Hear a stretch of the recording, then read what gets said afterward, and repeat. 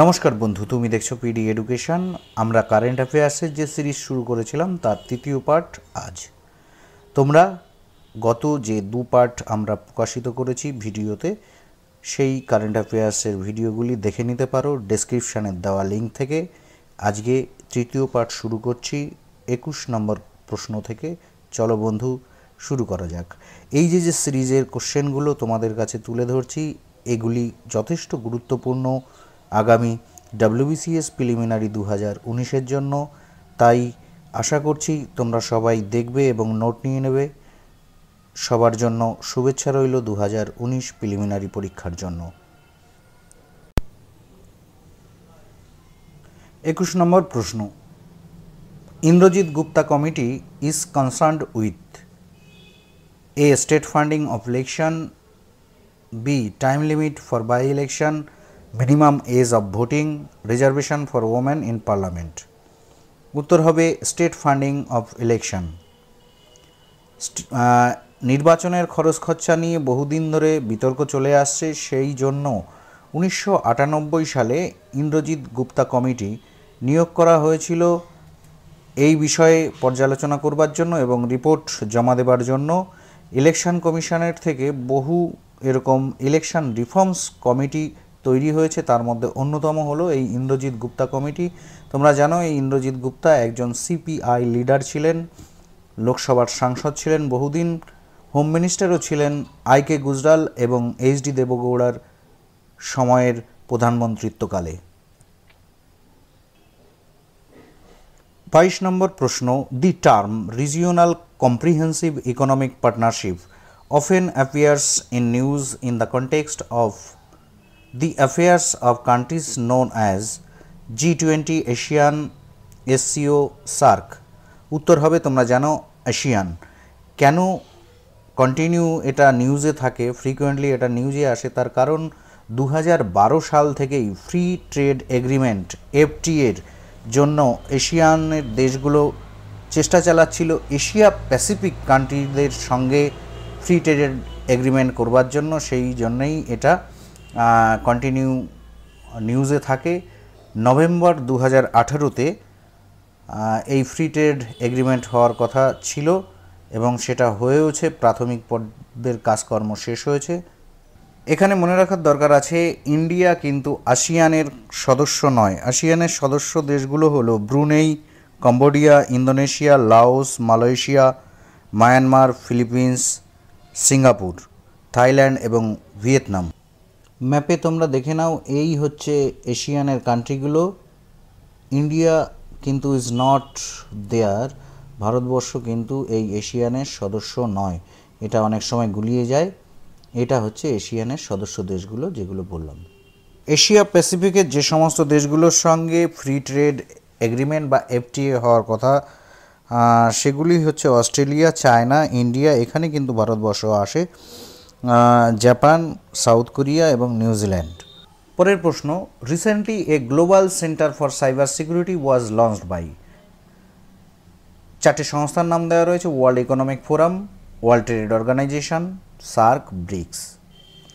তো দিন দিন আমাদের যে সাইবার সিকিউরিটি সেটা হালকা হয়ে যাচ্ছিল, ভালনারেবল হয়ে যাচ্ছিল। সেই সাইবার সিকিউরিটি শক্ত করতে world Economic forum global centre for cyber security operational করেছে মার্চ 2018 থেকে জেনেভা, সুইজারল্যান্ডে।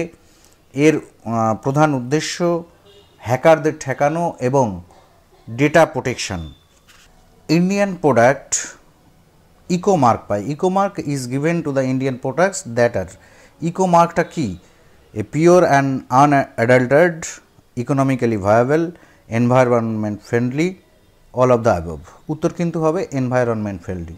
ইকোমার্ক হচ্ছে সেই মার্ক যেটা ব্যুরো অফ ইন্ডিয়ান স্ট্যান্ডার্ড দেয়, যেটা যে সেই প্রোডাক্টটি সব থেকে কম অ্যাটলিস্ট ইম্প্যাক্ট ফেলে কিনা আমাদের ইকোসিস্টেমে, কম ক্ষতি করে কিনা আমাদের পরিবেশে, সেই মার্কটা হচ্ছে ইকোমার্ক। এটা 1991 সাল থেকে bureau of Indian standard Indian প্রোডাক্টগুলোর উপরে দেয়। যথেষ্ট গুরুত্বপূর্ণ একটি প্রশ্ন, এটা মনে রাখতে হবে। এই ইকোমার্ক নিয়ে কিন্তু 2018-তে একাধিকবার সংবাদের শিরোনামে এসছে। 25 নম্বর প্রশ্ন, MCA 21 is a major initiative taken up by the government of India in which of the following area?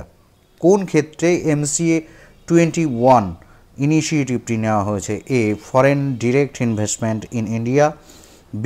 Attracting international tourists, C. E-governance, D. Modernization of airports. উত্তর কিন্তু হবে E-governance।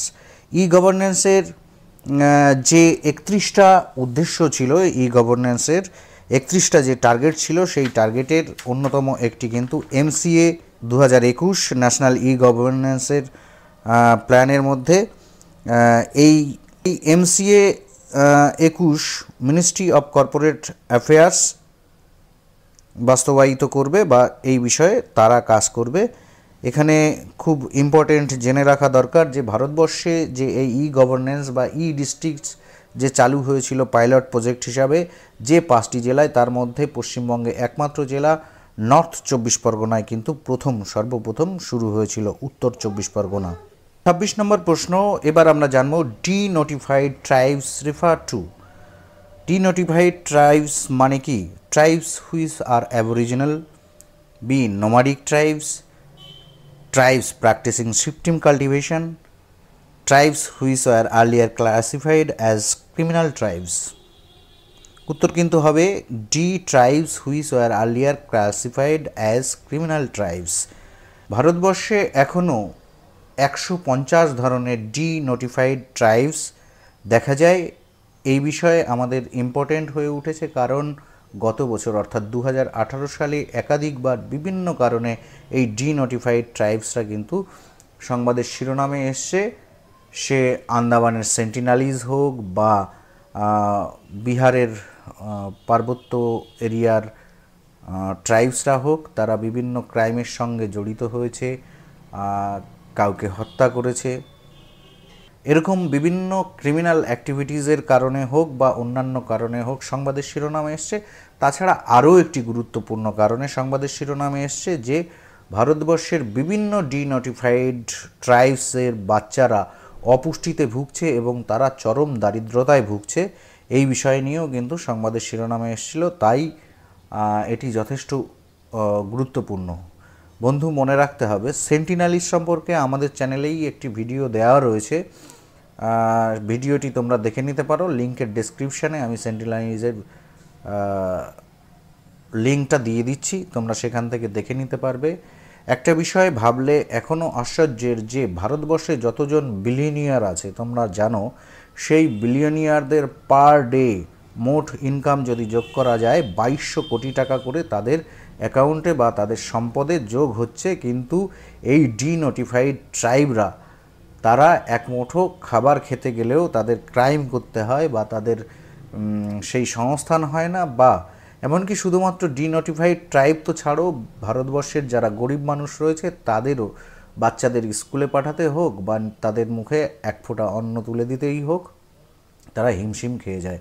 তো এই বিষয় নিয়ে বিতর্ক হয়েছিল, এই বিষয় নিয়ে সংবাদের শিরোনামে এসেছিল, সেই জন্য খুব গুরুত্বপূর্ণ হয়ে দেখা দিতে পারে ডিনোটিফাইড ট্রাইবস। মনে রাখবে এর উত্তর কিন্তু হবে যারা earlier classified as criminal tribes. প্রশ্ন, pelican bird festival 2018 was organised at Kolleru lake. The lake is located between. Kolleru লেকে পেলিকান বার্ড ফেস্টিভ্যাল হয়েছে 2018 সালে।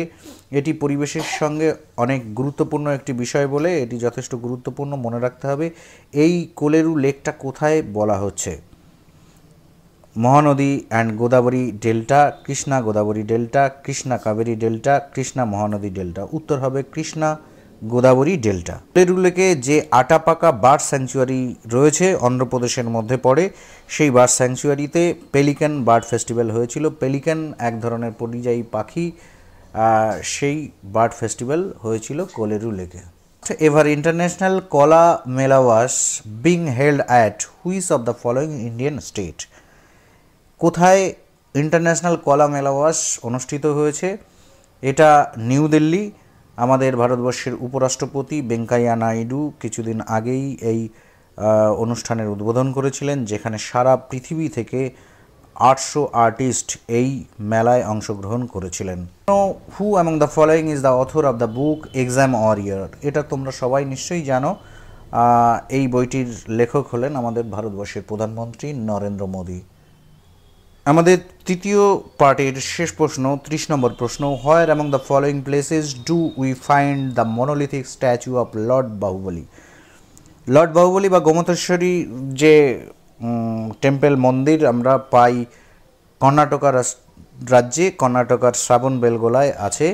এটি একটি একক পাথরে তৈরি লর্ড বাহুবলীর মূর্তি। মোটামুটিভাবে এই 10টি প্রশ্ন ছিল আমাদের কারেন্ট অ্যাফেয়ার্স সিরিজের তৃতীয় ভিডিওর প্রশ্নগুলি। তোমরা আশা করি এর থেকে প্রভূত সুফল পাবে।